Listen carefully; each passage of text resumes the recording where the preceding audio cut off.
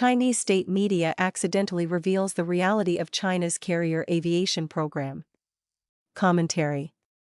In celebration of the PLA Army Day, Chinese state media honored naval test pilot Yang Yong, who recently received a rare first-class National Defense Science and Technology Merit Award.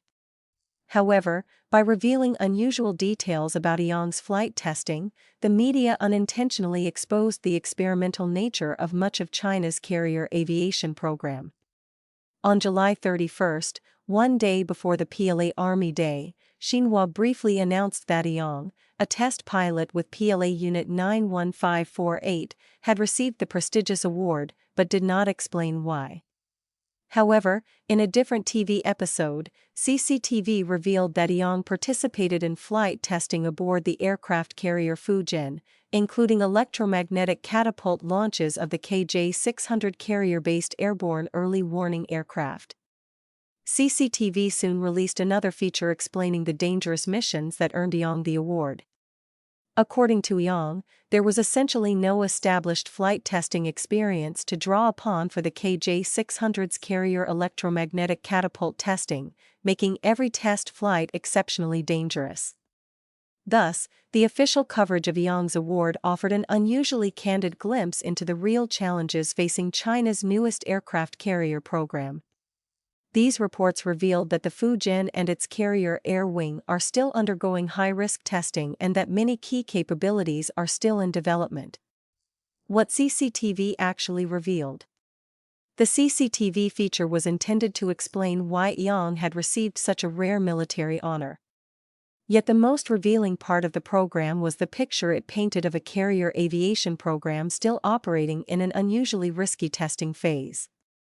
According to the program, Yang once suffered a serious cockpit depressurization during a high-altitude test flight.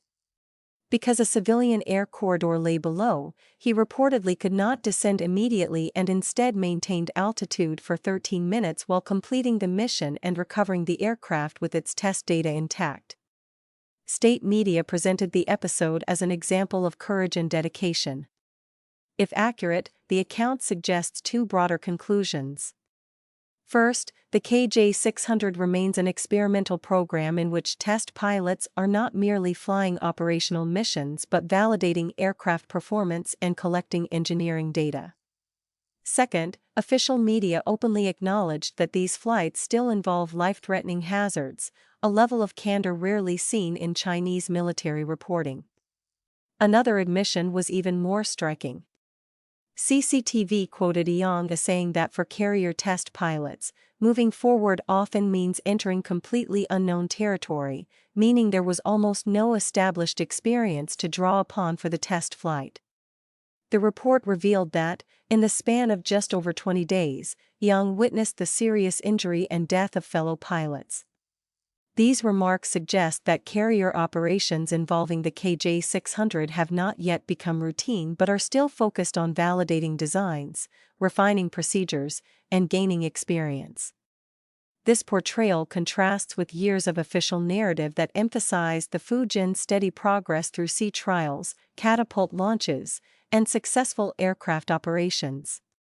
The latest disclosures instead suggest that many key technologies and operating procedures are still being established through high-risk flight testing. The CCTV report also leaves an intriguing question unanswered. According to the report, Yang could not immediately descend because a civilian air corridor lay beneath his aircraft. Even readers with little knowledge of military aviation may ask the obvious question: if testing the KJ-600 involved such extraordinary risks, why was the aircraft operating near a civilian air corridor in the first place? This is an indicator that the Chinese military's organizational management is possibly substandard, even for research and development missions. What the J-15 incident suggests. The second half of CCTV's program described another close call, this time involving a J-15 carrier fighter. According to the broadcast, the J-15 encountered a sudden engine-related emergency during ski jump takeoff. In Yang's account, the aircraft was ultimately stopped less than 5 meters from the deck edge. Yang recalled gradually pushing toward the aircraft's limits until discovering where the true margin between safety and loss of control lay.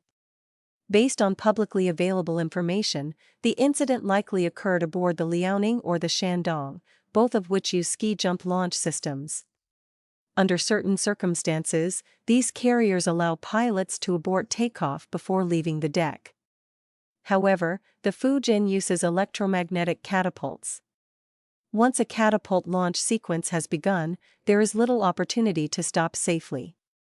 A similar mechanical failure under these conditions could have far more serious consequences.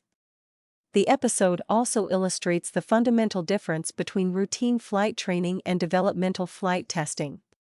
Test pilots are expected not simply to operate an aircraft but to explore its performance envelope, identify technical problems, and verify how the aircraft, engines, avionics, and carrier systems function together.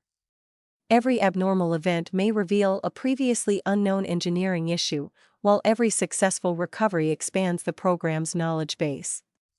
From that perspective, Yang's award is not surprising. The more significant point is that the CCTV reports inadvertently suggest that the Fujin's carrier air wing is still progressing through the demanding process of identifying problems, refining procedures, and validating new capabilities, rather than operating as a fully mature carrier force. That is not unusual for a new carrier program, but it contrasts sharply with the confident image that had been portrayed for years. What the KJ-600 really reveals. Beyond the flight testing stories themselves, the official reports also shed light on the KJ-600's broader role within China's carrier force. Chinese media acknowledged that before the KJ-600, Liaoning and Shandong relied primarily on the Z-18 airborne early warning helicopter. Helicopters, however, are inherently limited by their altitude, speed, endurance, and radar size. As a result, they cannot provide the long-range surveillance and battle management capabilities associated with fixed-wing carrier-based airborne early warning aircraft. In practical terms, this means China's first two carriers lacked one of the defining capabilities of a modern carrier strike group. For any carrier navy, an airborne early warning aircraft does far more than just detect incoming threats. It extends the fleet's radar horizon, coordinates air operations, distributes targets, and serves as a critical node in the carrier's wider command and control network. The U.S. Navy's E-2 Hawkeye has long played a pivotal role because the AEW aircraft determines how far the entire fleet can see and how quickly it can react. Viewed in that context, the KJ-600 is significant not only because it is a new aircraft, but also because it represents China's efforts to develop a comprehensive carrier combat system, rather than merely operating aircraft from a flight deck. CCTV's description of the aircraft's extensive testing suggests that this capability is still in development rather than being operational. Publicly available photographs reveal that the KJ-600 closely resembles the E-2 Hawkeye in terms of its overall configuration. This includes the KJ-600's twin turboprop engines and dorsal radar rotodome. However, several visible differences remain. For example, the KJ-600 currently appears to use 6-bladed propellers, while the latest E-2D uses 8-bladed composite propellers. Additionally, the U.S. Navy has publicly demonstrated the E-2D's aerial refueling capability, which the KJ-600 has yet to display. These differences alone do not determine overall effectiveness. The true performance of an AEW aircraft depends on factors such as radar technology, mission systems, software integration, data links, crew training, and the operational network surrounding the aircraft, areas that cannot be reliably assessed from public photographs alone. Therefore, the more important question is not whether the KJ-600 resembles the E-2, but rather, whether it can provide reliable carrier-based AEW capabilities. Judging from the information recently released by state media, achieving that objective remains a work in progress. When official messaging reveals more than intended. The coverage of Yang's award was clearly intended to serve as a familiar piece of official messaging. Like many such reports, it highlighted advanced equipment, military modernization, and the heroism of individual service members to demonstrate China's growing military strength. This time, however, the publicity achieved something quite different. Taken together, the accounts of risky KJ-600 test flights, the near loss of a J-15 during takeoff, and official descriptions of operating in completely unknown territory all point to a program that remains under development rather than one that has matured.